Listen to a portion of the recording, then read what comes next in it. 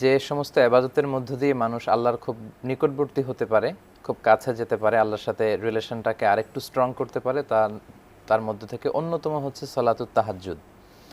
এবং কোরআনে ঘুমের অনেকগুলো আরবি প্রতিশব্দ ব্যবহৃত হয়েছে। ঘুমের একটা শব্দ আছে নোআস, অর্থাৎ আপনি ড্রোজি ফিল করছেন, ঝিমুনি ভাব, এটা কোরআনে এসেছে, আমানাতান নোআসান। তারপর আপনার পাওয়ার ন্যাপ যে আমরা নেই, শর্ট স্লিপ, হালকা একটু করে ঘুমাই, চোখ বন্ধ ঘুমও হচ্ছে, আবার আশেপাশে কে কথা বলছে সেটাও শোনা যাচ্ছে, এটাকে আরবিতে বলে সিনা। এটা আল্লাহ কোরআনে বলেছেন। আর সিম্পল ঘুমকে বলা হচ্ছে নাউম। এই দুটাকে এক আয়াত আল্লাহ বলেছেন যে লা তাখুযুহু সিনাত। সিনাতু ওয়ালা নাউম। আল্লাহর তন্দ্রাও আসে না, আল্লাহর ঘুমও আসে না। তো ঘুমের সবচেয়ে গভীর যেই পার্টটা, ওইটাকে আরবিতে বলে হুজুদ, অর্থাৎ শেষ রাতের ঘুমটা, যখন কাঁথা বা কম্বল টেনে টেনে ঘুমোতে খুব ভালো লাগে, তো ওই ঘুমটাকে আরবিতে বলে হুজুদ। তো ওই হুজুদের ঘুম